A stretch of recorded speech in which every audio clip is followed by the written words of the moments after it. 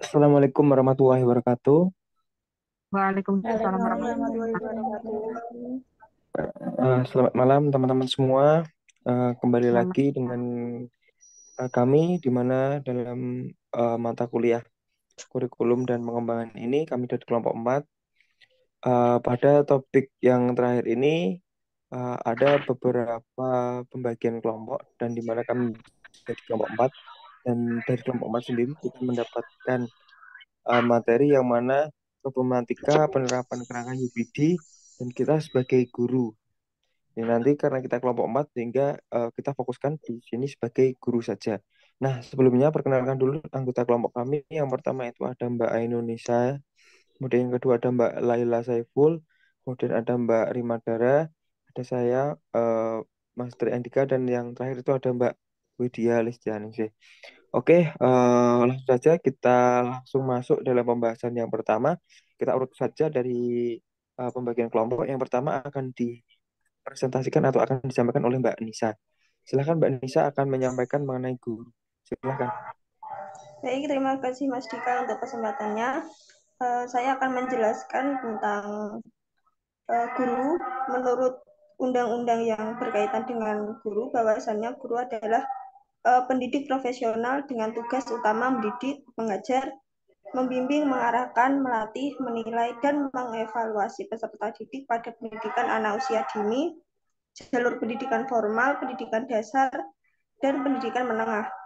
Demi terselenggaranya pendidikan yang baik, guru sebagai bagian di dalamnya dituntut untuk memiliki kualifikasi sesuai dengan standar yang telah ditetapkan pemerintah, serta menguasai kompetensi pedagogik, profesionalisme, kepribadian, dan sosial seperti yang diatur dalam Permendiknas nomor 16 tahun 2007 tentang standar kualifikasi akademik dan kompetensi guru. Baik, selanjutnya akan dijelaskan oleh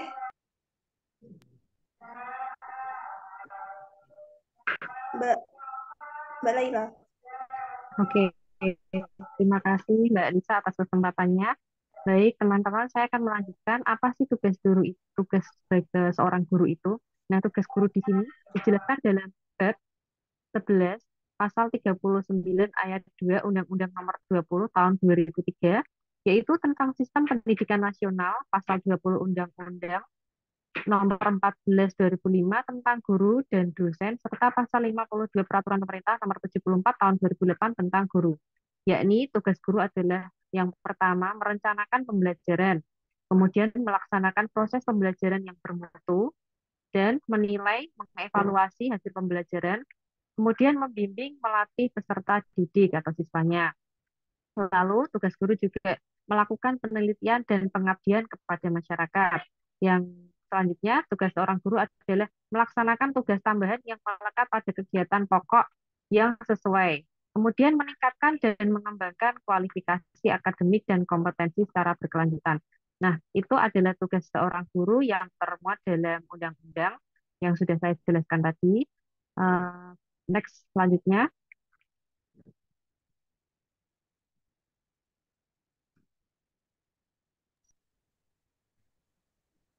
slide selanjutnya.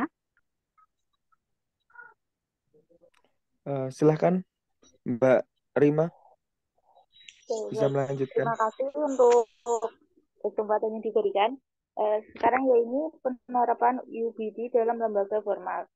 Pertama, pembelajaran ditingkatkan ketika guru berpikir dengan sengaja tentang pelaksanaan kurikuler. Yang kedua, kerangka kerja UBD membantu memfokuskan kurikulum dan pengajaran pada pengembangan dan pendalaman pemahaman siswa dan transfer pembelajaran. Yang ketiga, pemahaman terungkap ketika siswa secara mandiri memahami dan mentransfer pembelajaran mereka melalui kinerja otentik. Nah, yang keempat, kurikulum yang efektif direncanakan mundur dari jangka panjang. Hasil yang diinginkan melalui proses desain 3 tahap, yakni hasil yang diinginkan, bukti, dan rencana pembelajaran. Nah, yang kelima, guru adalah pelatih pemahaman, bukan sekedar penyedia konten pengetahuan, keterampilan, atau aktivitas. Nah, yang keenam, meninjau ulang unit dan kurikulum secara teratur terhadap standar desain, meningkatkan kualitas dan efektivitas kurikulum, dan menyediakan diskusi profesional yang menarik. Yang ketujuh, kerangka kerja UPD mencerminkan pendekatan peningkatan berkelanjutan terhadap prestasi siswa dan keterampilan guru. Nah, yang selanjutnya akan disampaikan oleh Mbak Widya.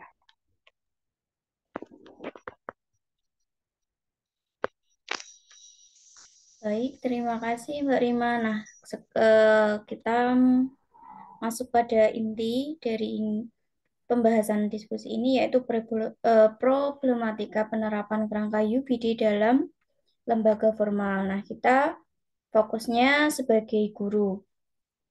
Dari kelompok kami, nah sebelum dari problematika ini, bahwa kita ketahui understanding by design itu merupakan kerangka kerja untuk meningkatkan prestasi siswa. Nah, biasanya yang intinya dari pengembang kurikulum ini itu adalah pemahaman dan transfer. Jadi menekankan peran penting guru sebagai perancang pembelajaran. Jadi UPG ini bekerja dalam kurikulum yang digerakkan oleh standar untuk membantu guru mengklarifikasi tujuan pembelajaran, menyusun penilaian, pengungkapan pemahaman siswa, dan menyusun kegiatan pembelajaran yang efektif dan menarik. Namun pada nyatanya masih saja banyak permasalahan dalam penerapan kerangka UPD ini di lembaga formal ataupun sekolah. Khususnya sebagai guru, di sini yang pertama problemnya adalah kesulitan menerapkan UPD di sekolah karena masih kurangnya pemahaman guru terhadap kurikulum UPD. Kemudian yang kedua, guru belum mahir menerapkan kurikulum UPD dalam pelaksanaan proses pembelajaran. Karena tadi kesulitan dan belum banyak referensi, sehingga itu membuat guru kesulitan dan belum mahir menerapkan UPD ini dalam pembelajaran.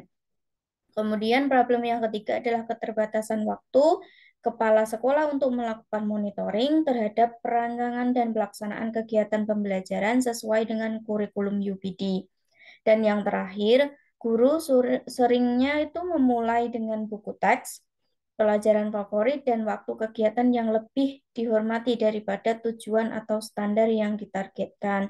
Sehingga guru itu fokusnya pada teks atau buku pembelajaran saja, tidak berfokus pada tujuan atau hasil yang akan dicapai oleh peserta didik. Nah, itulah problem yang menjadi masalah di penerapan kerangka UPD sebagai guru. Baik, selanjutnya akan disampaikan oleh Pak Tri Andika. Saya persilakan. Ya, terima kasih untuk kesempatannya. Berikut setelah tadi mengenai problematika, kemudian tentang pengertian dan juga tugas pokok guru sudah jelas oleh teman-teman.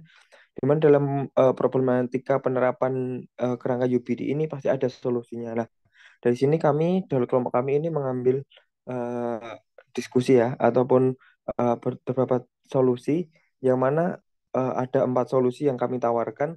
Yang pertama itu untuk solusi mengenai penerapan kerangka UPD terhadap guru itu, yang pertama membuat rencana kerja sekolah.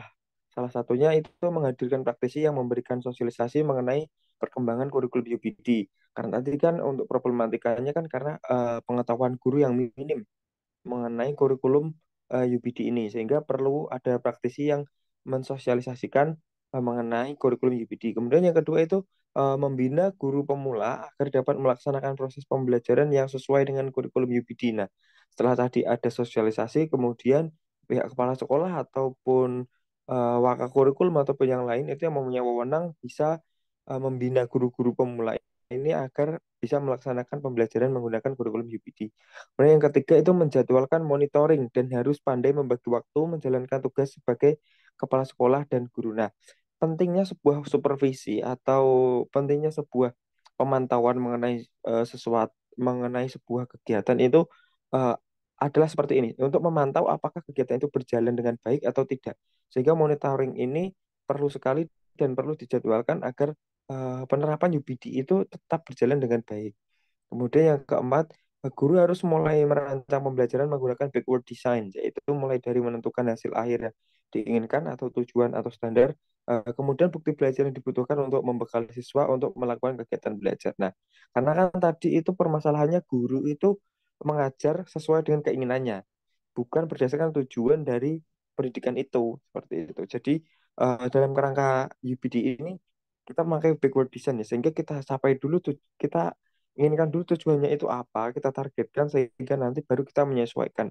Ibaratnya kalau kita membuat perjalanan itu kita harus menyusun dulu kita mau kemana, kemudian kita mau memakai apa aja dan perjalanannya itu lewat mana. Nah, itu yang dinamakan UPD sehingga perlu sekali dirancang dalam sebuah pembelajaran ataupun di dalam kegiatan belajar mengajar di kelas. Nah, mungkin itu dari solusi dalam penerapan kerangka UPD yang kami tawarkan dari kelompok kami.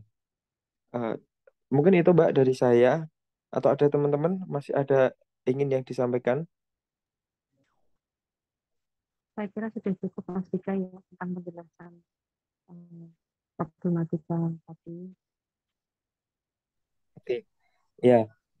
Mungkin karena memang di sini tugas kita cuma itu ya sebagai guru sehingga kita fokuskannya permasalahan dan solusinya ini sebagai guru. Jadi nanti teman-teman dari kelompok lain akan membahas yang lainnya. Dan mungkin itu saja diskusi dari kelompok 4 dalam problematika penerapan UBD dalam pembelajaran khususnya sebagai guru. Kami undur diri dan kami mengucapkan terima kasih. Terima kasih juga teman-teman untuk kesempatan dan waktunya sehingga kita bisa meluangkan untuk diskusi pada malam hari ini. Kurang lebihnya kami juga mohon maaf dari kelompok 4. Wabillahi taufiq wal hidayah. Wassalamualaikum warahmatullahi wabarakatuh. Selamat malam semuanya. Waalaikumsalam warahmatullahi Waalaikumsalam wabarakatuh. Terima warahmatullahi kasih semuanya. wabarakatuh. Terima kasih Pak Dika. Terima kasih. Sama-sama.